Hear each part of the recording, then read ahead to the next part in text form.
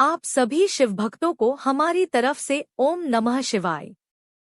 हम आप सभी शिव भक्तों के चरणों में सादर प्रणाम करते हैं।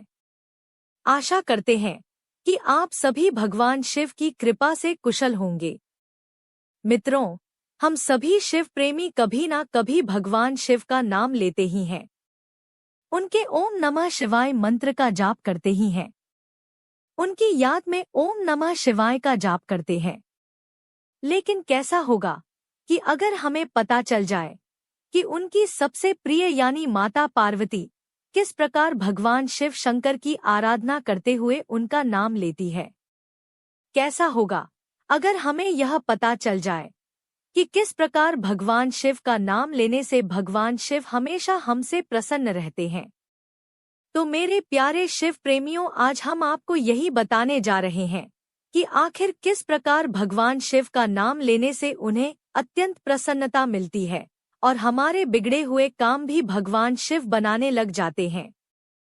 हम सभी भगवान शिव का नाम लेते हैं, लेकिन असल तरीका गरुड़ पुराण में बताया गया है।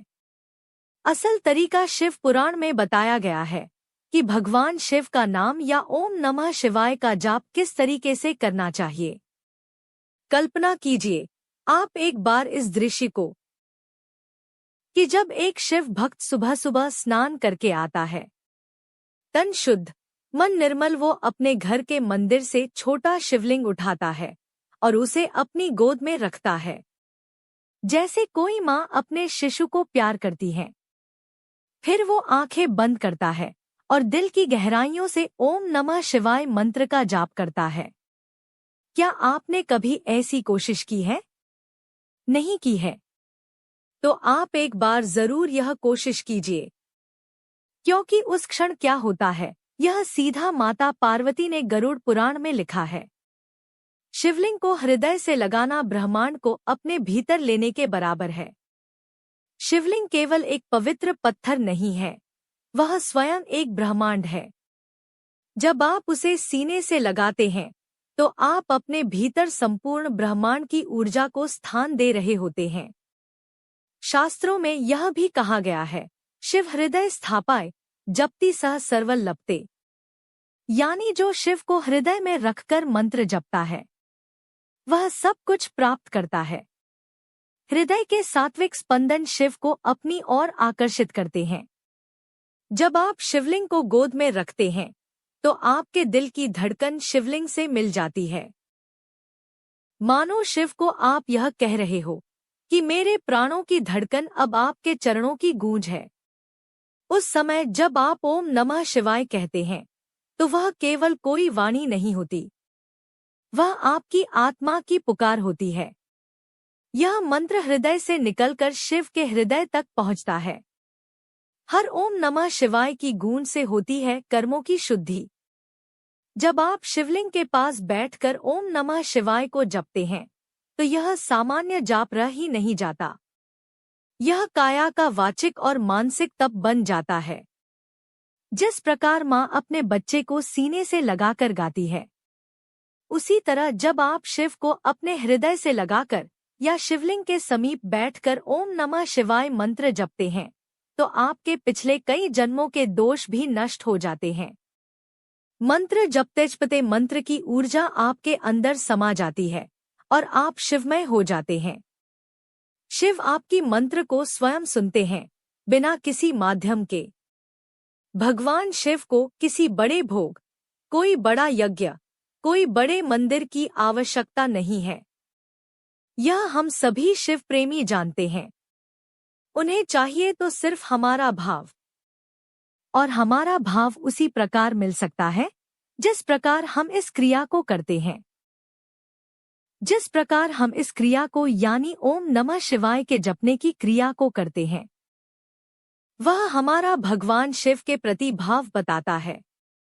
और इसीलिए शिव स्वयं कहते हैं, अब इस भक्त को मैं छोड़ नहीं सकता, यह अब मेरा अंश है। शरीर से निकलने लगती है शिव ऊर्जा और आपका जो ओरा है वह बदलने लगता है। ऐसे जाप से आपके चारों ओर एक दिव्य आभा मंडल आता है। लोग कहते हैं यह व्यक्ति कुछ अलग है, इसकी आंखों में गहराई है। इसके स्पर्श में एक अनोखी शांति है। क्योंकि अब आप सिर्फ इंसान नहीं, शिव के तत्व बन चुके होते हैं।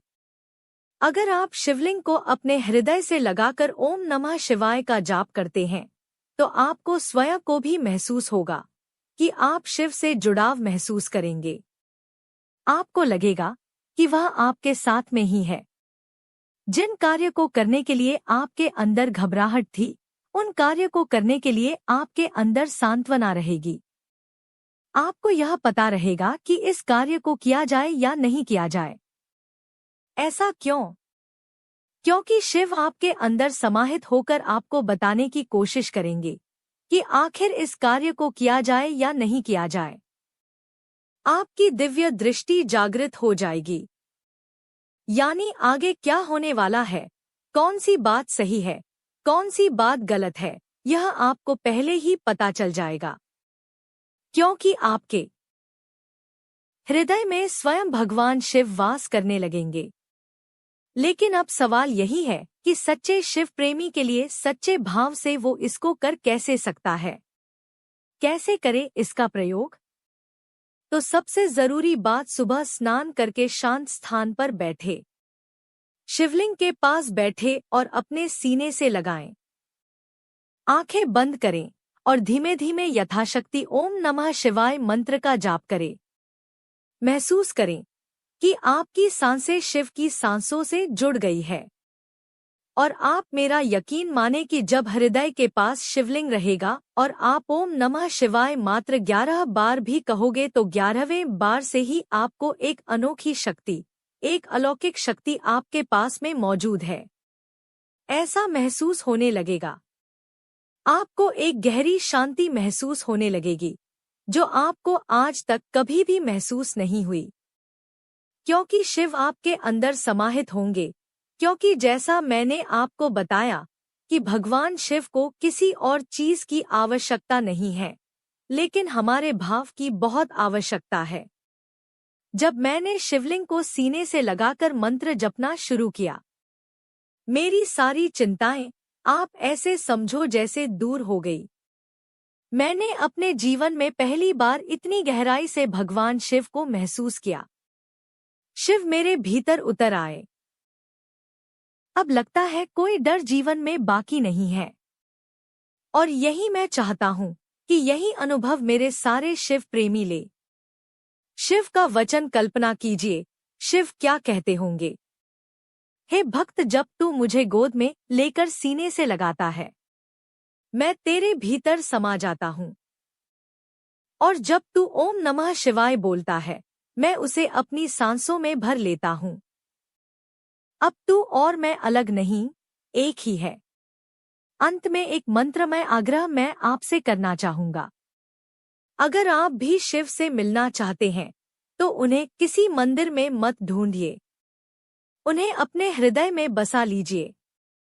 शिवलिंग को गोद में लीजिए और अपने हृदय से लगाकर आप एक बार जाप कीजिए।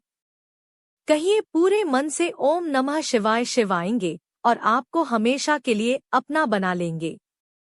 तो आप भी शिवलिंग को अपने हृदय से लगाकर अपने गोद में भरकर शांत स्थान पर जाकर ओम नमः शिवाय का जाप एक बार अवश्य करके देखिए।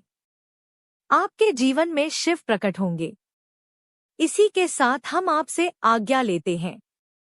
मिलते हैं अगली वीडियो में। ओम नमः शिवाय।